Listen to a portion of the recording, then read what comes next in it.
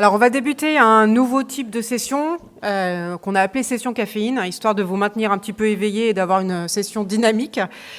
Donc, le format qui a été choisi, c'est 2 minutes de présentation, 2 minutes de questions.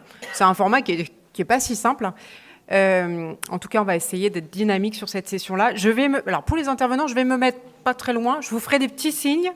Si jamais on déborde un peu, on va essayer de garder le rythme et de ne pas prendre trop de retard pour la table ronde suivante, dont le sujet est aussi très important. On va démarrer tout de suite avec le professeur Jean-Philippe Spano, donc coordonnateur du réseau Cancer-Vie, pour la première question. Merci. Merci Marianne.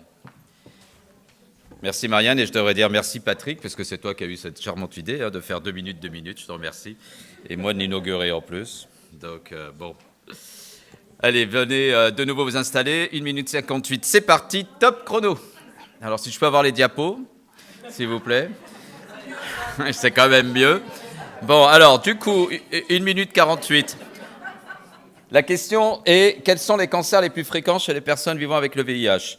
Alors c'est simple, parce que Sylvie ce matin donc, vous a déjà expliqué et donné toutes les informations requises. Je voulais juste revenir sur quelque chose. C'est sur ce schéma, c'est-à-dire qu'en fait, vous avez des facteurs de risque de ces cancers et des facteurs protecteurs. Et parmi les facteurs de risque, il y a bien entendu l'inflammation chronique. Il y aurait peut-être aussi, au bout d'un certain nombre d'années, la longévité donc de l'infection à VIH. Et puis, bien sûr, il y a les habitudes de vie, le tabac, en l'occurrence, et les virus. Et le protecteur, c'est quand même, en effet, le fait de pouvoir inhiber au mieux ce virus maintenant, depuis les thérapies optimales, antirétrovirales optimales, et puis bien donc la restauration donc, de l'immunité. Alors maintenant, vous le savez toutes et tous, quels sont les cancers les plus fréquents? Il y a les cancers classants SIDA, donc comme les lymphomes, la maladie de Kaposi, le cancer du col, et les non classants SIDA, avec donc en tête le cancer du poumon, dont l'incidence semble quand même en diminution, mais elle est également en diminution dans la population globale, donc ça c'est plutôt bien. Ensuite, vous avez la maladie de Hodgkin, qui est une forme particulière donc, de lymphome, qui n'est pas donc un non-Hodgkinien, mais qui est également donc assez fréquente. Vous avez les cancers du foie et vous avez les cancers de l'anus. Donc quand on regarde effectivement, puis les cancers cutanés dont Joanne vous a parlé, donc quand on regarde effectivement cette épidémiologie, en fait on se rend compte que la plupart de ces cancers sont liés à des virus oncogéniques et que peut-être qu'il n'y a que le cancer du poumon, bien que je crois qu'un jour on découvrira un virus pour le cancer du poumon. Top, 2 minutes. Allez, 2 questions? Ou pas, ou des remarques?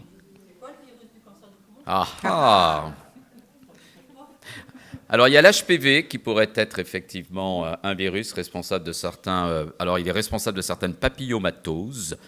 Peut-être, Joanne, tu es là, effectivement, Joanne pourrait compléter. Donc, l'HPV, en effet, serait peut-être impliqué dans certains types de cancers du poumon. Et donc, tout ceci est à l'étude. On est en train de, justement, avec Baptiste Tabar, mon adjoint, et Marianne, et puis également Jacques Cadranel à Tenon, d'essayer de regrouper tous ces 4 cancers en France. Donc, suspense. Jusqu'à quand... Christine. Jean-Philippe, jusqu'à quand la punition du tabac? Partout, il y a le tabac. Quand est-ce qu'on peut se dire qu'on est un peu jamais? Ou alors c'est finalement les oncologues moralisateurs qui montrent que vraiment le tabac, c'est pas... Non, Non, je te challenge un peu. Non, mais je te sais, ma chérie. Non, on n'est pas moralisateur. D'abord, la plupart des cancérologues sont des anciens ou des fumeurs actifs. Non, on n'est pas moralisateur. Simplement, aujourd'hui, effectivement, quand on cite le tabac, on se rend compte qu'il est responsable d'environ 17... Il pourrait être responsable d'environ 17 types de cancers. Ce qu'il faut savoir, en effet, c'est que quand tu arrêtes de fumer, surtout si tu fumes beaucoup, oui, tu diminues quand même le risque de manière significative de développer un cancer du poumon. Et si tu as arrêté depuis 10 ans, 15 ans? Tu gardes quand même un risque qui n'est pas égal à 1, malheureusement. Tu ne reviens pas à 0, si je puis dire, même si le risque 0, comme on dit, n'existe pas. Dernière question. On n'a pas chronométré les questions non plus, Marianne. Je ne sais pas, c'est 2 minutes. 2 minutes de questions. Jeune homme. Si. Si. Et est-ce que l'âge reste pareil que la population générale ou est-ce qu'on peut descendre un peu? C'est-à-dire, on commence à faire les scans low dose à partir de 50 ans.